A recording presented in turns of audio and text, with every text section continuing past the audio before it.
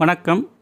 நாம் இன்னைக்கு பார்க்க போகிற ஆலயம் சென்னையில் அமைந்திருக்கும் முன்னொரு காலத்தில் தாருகாபுரம் சமராபுரி என்று அழைக்கப்பட்டு தற்பொழுது திருப்போரூர் என்று அழைக்கப்படும் முருகர் ஆலயத்தை பற்றி தான் நாம் இன்னைக்கு பார்க்க இருக்கிறோம். இந்த ஆலயம் அமைய காரணமாக இருந்த சிதம்பரம் சுவாமிகள் ஜீவ சமாதியும் இந்த ஆலயத்தின் அருகிலேயே 2 கிலோமீட்டர் தூரத்தில் அமைந்து காணப்படுவது இந்த ஆலயத்தின் மற்றொரு சிறப்பு அம்சமாகும். இந்த ஆலயத்தில் கந்தசுவாமி என்ற பெயரில் வீட்டிருக்கும் இந்த முருகப்பெருமானை வணங்க வரும் பக்தர்கள் சிதம்பரம் சுவாமியையும் வணங்குவது அவர்களின் வேண்டுதலுக்கு வலு சேர்க்கும் விதமாக அமைகின்றது. இந்த ஆலயம் அமைய காரணமாக இருந்த சிதம்பரம் சுவாமிகள் முதலில் மதுரையைச் சேர்ந்த மதுரை மீனாட்சியின் மிகச்சிறந்த தீவிர பக்தராவார். பல நூறு ஆண்டுகளுக்கு முன்பு கோயம்புத்தூர் பகுதியைச் சேர்ந்தவர் தான் குமார சுவாமிகள். இவருடைய சீடர் சாந்தலிங்க சுவாமிகள். இவருடைய சீடர் தான் இந்த சிதம்பரம் சுவாமிகள் ஆவார். இந்த சிதம்பரம் சுவாமிகள் அக்காலத்திலேயே தமிழை முற்றிலும் கற்றறிந்த சிறந்த ஞானியாக இருந்திருக்காரு. அப்போ ஒரு நாள் சிதம்பரம் சுவாமிகளின் கனவுல மிகப்பெரிய படர்ந்த மயில் மீது முருகர் அமர்ந்து அருள் கொடுத்திருக்காரு. ஆனால் சிதம்பரம் சுவாமிகளுக்கோ முதலில் வந்தது யார் என்று விளங்கலை. ஆனால் அவரே சிறிது நேரம் யோசித்து பார்த்து தம் கனவில் வந்தது முருகப்பெருமான் என்பதை உணர்ந்து அவருடைய குருவான சாந்தலிங்க சுவாமியிடம் போய் சொல்ல, அவரோ அவரின் குருவான குமார சுவாமிகளிடம் போய் சொல்ல, குமார சுவாமிகளோ நீ நேராக மதுரைக்கு சென்று மதுரை மீனாட்சி அம்மனை தரிசனம் கால், அதன் பிறகு அம்மனே உனக்கு தகுந்த விடையை கொடுப்பாங்க அப்படின்னு சொல்லி அனுப்புகிறாரு.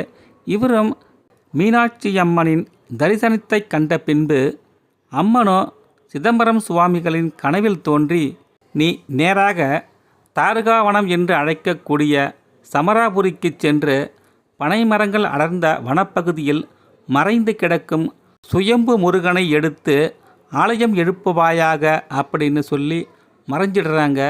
கனவில் இருந்து விழித்த சிதம்பரம் சுவாமிகளோ நேராக திருப்போரூருக்கு வந்து அப்பகுதி மக்களிடம் இங்கு முருகர் ஆலயம் எங்கு உள்ளது என்று விசாரிக்கிறாரு. ஆனால் அப்பகுதி மக்களுக்கோ அதை பற்றி எதுவும் தெரியல.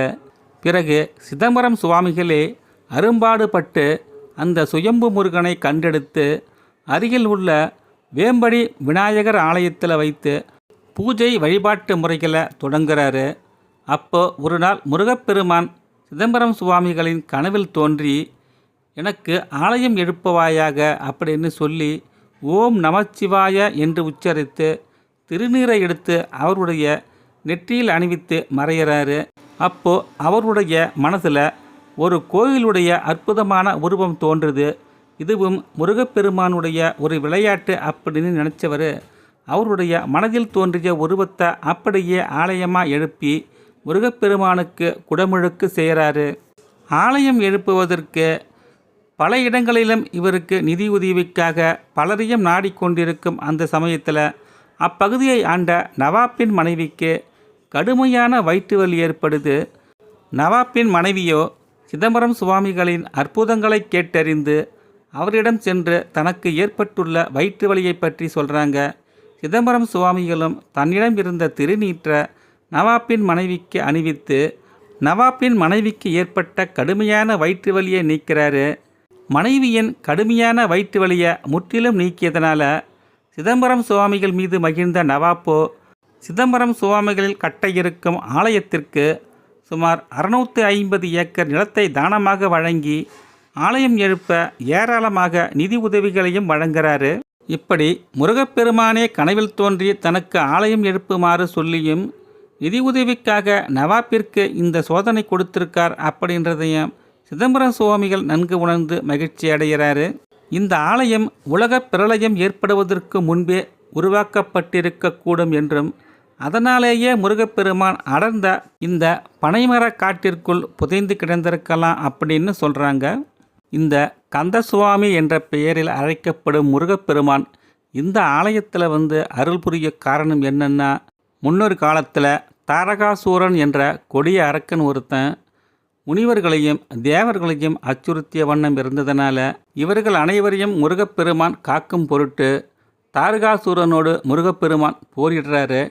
முருகப்பெருமானுக்கும் தாரகாசுரனுக்கும் தொடர்ந்து போர் நடந்து கொண்டிருக்கும் அந்த சமயத்தில் தாரகாசுரனோ மாயமாக மறைந்து முருகப்பெருமானுக்கு குழப்பத்தை கொடுக்குறான். அதனால் முருகப்பெருமானோ பைரவரின் துணை கொண்டு தாரகாசுரனை கொன்றழிக்கிறாரு.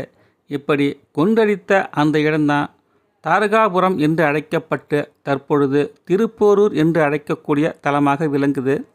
அதனாலேயே இந்த ஆலயத்தில் பைரவ பெருமான் நாயவாகனம் இல்லாமல் மூலவரான கந்தசுவாமி பெருமாளை பார்த்த வண்ணம் எழுந்தருளி இருப்பார். இந்த சுயம்பு முருகன் கண்டெடுக்கப்பட்ட பனைமரத்து அடிப்பகுதியை குடைந்து சுமார் 300 கிலோ அரிசி பிடிக்கும் அளவுக்கு ஒரு அட்சய பாத்திரத்தை போல உருவாக்கி இந்த ஆலயத்தில் வலது பக்கமாக வச்சுருக்காங்க. நம்மளுடைய வேண்டுதல் எதுவாக இருந்தாலும் இந்த அட்சய பாத்திரத்தை பார்த்து வேண்டிக் கொள்ளலாம். அதுபோல் நாம் நெய்வேத்தியமாக வழங்கக்கூடிய அரிசியையும் இந்த பனைமரத்திலேயே வழங்கலாம். இந்த ஆலய மூலவ மூர்த்திக்கு அபிஷேகங்கள் கிடையாது. மூலவ பெருமானுக்கு அருகில் உள்ள அபிஷேக மூர்த்திக்கு 4 கால அபிஷேகமும் பூஜையும் உண்டு. அதுபோல் இந்த ஆலயத்தில் இருக்கும் குக்குடாப்தஜர் என்று அழைக்கக்கூடிய முருகப்பெருமான் இந்த ஆலயத்தின் மற்றும் ஒரு சிறப்பு. ஏன்னா இவர் கையில் சேவலை வைத்து கொண்டு அழகு காட்டி கொண்டிருக்கும் இந்த முருகனை பாஸ்போர்ட் விசா கிடைக்காத அன்பர்கள் இவரை நோக்கி பிரார்த்தனை செய்து அர்ச்சனை செய்து வணங்கி வரும்பொழுது இவர்களுக்குரிய தடைகளும் விலகுது. பில்லி, ஏவல், சூன்யம், மாந்திரிகம் போன்ற பிரச்சனைகளுக்கு உடனடி தீர்வு கொடுக்கும் இந்த கந்தசுவாமி பெருமாளை மாசியில் வரும் கிருத்திகையில் சிறப்பாக கொண்டாடுறாங்க. திருவிழா எடுத்து காவடியெல்லாம் எடுத்து கொண்டாடுறாங்க. மற்ற 11 மாத கிருத்திகையில் நாம் முருகப்பெருமானை வணங்கி அடையப்பெறும் பலனை இந்த 1 மாத கிருத்திகையில் முருகப்பெருமானை வணங்கி நாம் அடையப்பெறலாம். இந்த ஆலயத்தின் மற்றொரு மிகச்சிறப்பு சத்ரு சம்ஹார எந்திரம் இந்த ஆலயத்தில் பதிக்கப்பட்டிருக்கு. சுப்பிரமணிய பெருமானின் பீஜாட்சர மந்திரம் பொறிக்கப்பட்ட இந்த எந்திரத்தை தொடர்ந்து வணங்கி வரும் பொழுது எதிரிகளின் பயம் விலகும். தெய்வ யானைக்கும் வள்ளியம் பிராட்டிக்கும் தனி சன்னதி அமைய பெற்றுள்ள இந்த தலத்தில் வேறு எந்த ஆலயத்திலும் பார்த்திருக்க முடியாத சுயம்பு மகாலட்சுமியும் இந்த ஆலயத்தில் வீற்றிருப்பது இந்த ஆலயத்தின் மற்றும் ஒரு சிறப்பு. பெரும்பாலும் முருகப்பெருமான் ஆலயங்களில் மூலவருக்கு முன்பு மயில் வாகனம் அமைக்கப்பட்டிருக்கும். ஒரு சில முருகப்பெருமான் ஆலயங்களின் மூலவருக்கு முன்பு ஐராவதம் அமைக்கப்பட்டிருக்கும். அதுபோல் அமைக்கப்பட்டுள்ள ஆலயங்களில் இந்த ஆலயமும் ஒன்று. இந்த மூலவ பெருமான் கந்தசுவாமி பெருமானுக்கு முன்பு இந்த ஐராவதம் அமைந்திருக்கும் அழகையும் நீங்கள் கண்டு களிக்கலாம். இந்த ஆலயத்தின் தென்கிழக்கில் அமைந்துள்ள அகல் மாடத்தில் செவ்வாய்க்கிழமை தோறும் மாலை 8 to 9 மணி வரை நடக்கும் பூஜை வேளையில் தாமரை திரி கொண்டு தீபம் ஏற்றி கொண்டு வாங்க.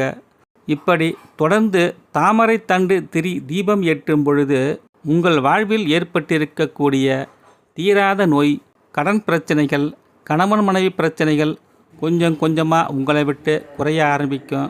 தொடர்ந்து நீங்கள் 7 வாரம் ஏற்றிக்கொண்டு வரும் பொழுதே அது உங்களுக்கு தெரிய வரும். உங்களுக்கு ஒரு நம்பிக்கையும் கிடைக்கும்.